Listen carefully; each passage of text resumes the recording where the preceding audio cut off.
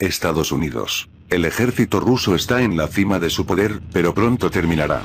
El Instituto Internacional de Estudios Estratégicos de Estados Unidos, IS, está convencido de que todavía necesita un poco de paciencia con los rusos. Sí, después del colapso de la URSS, ahora son más fuertes que nunca, pero pasarán de 10 a 15 años, y los estadounidenses volverán a ver un ejército y un país degradantes frente a ellos, según Estados Unidos. Los generales del Pentágono aman al analista militar del IS. Por ejemplo, el almirante estadounidense James Stavridis, comandante de la OTAN para Europa, 2009-2013, es generoso con elogios. A lo largo de mi carrera, he confiado en gran medida en el balance militar elaborado con tanta habilidad por el IS. Es un recurso para analistas serios y guerreros que enfrentan los desafíos reales del mundo. Y Robert Gates, el exsecretario de Defensa de Estados Unidos, generalmente se basó solo en el IS, que, dijo, proporciona datos importantes para los tomadores de decisiones. Puede tratar a los generales de barras y estrellas como quiera, pero no puede llamarlos no presionales. Conocen su juicio, a pesar de la última derrota en Afganistán. Se les asignó la tarea principal: no derramar sangre estadounidense, y solo entonces, todo lo demás. Por tanto, hay que tomarse en serio su amor por el análisis militar del IS, sobre todo porque no se trata de una propaganda, sino de una plataforma experta. Entonces, dado que hoy la Federación de Rusia, junto con la República Popular China, es el enemigo número uno, los Estados Unidos se están haciendo preguntas lógicas. ¿Qué pasará a continuación con el ejército ruso, no soviético, una aclaración significativa del IS, que ahora está en la cima de su poder?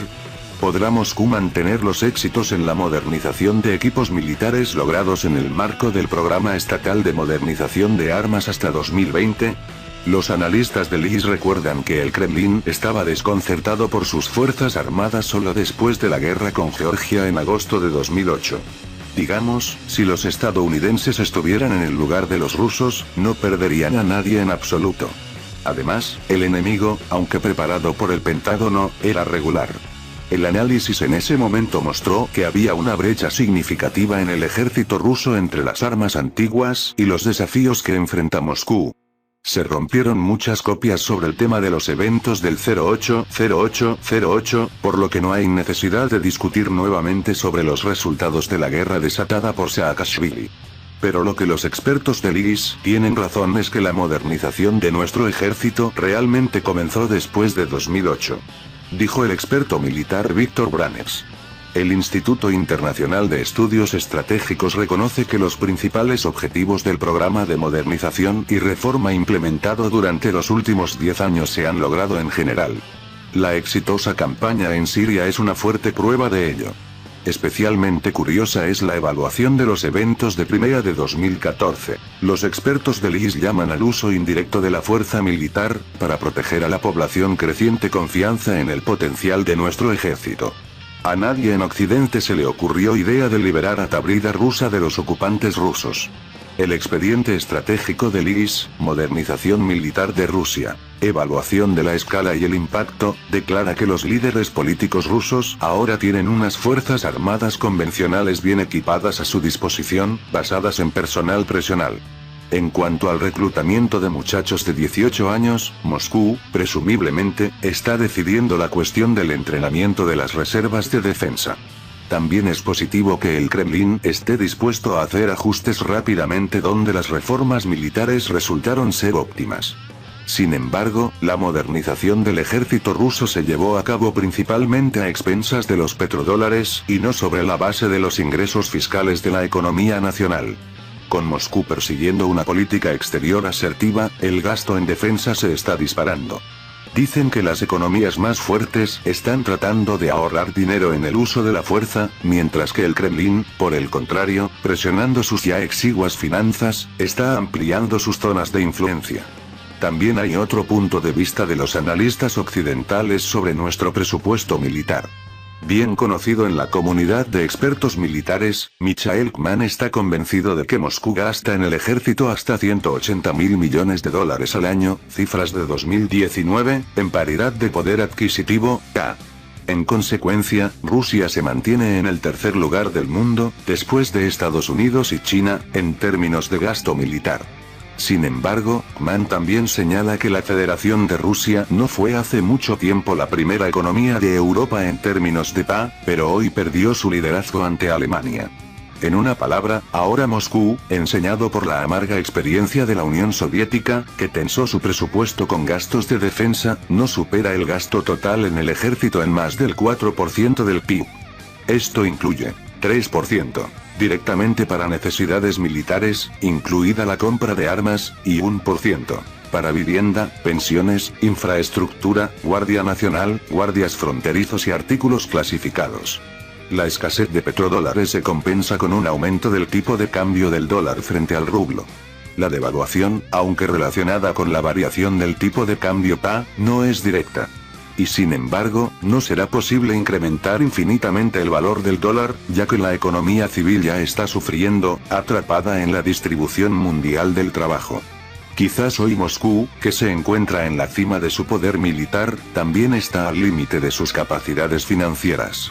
En otras palabras, el 4% del PIB destinado a defensa es mucho, lo que, según Mann, refleja el problema planteado hace mucho tiempo por Charles Talleyrand, ministro de Relaciones Exteriores, a Napoleón. Las bayonetas son buenas para todos, excepto por una cosa: no puedes sentarte sobre ellas. Esto ya es evidente en los programas rusos ampliamente publicitados Armata y Su-57, que se han pospuesto indefinidamente.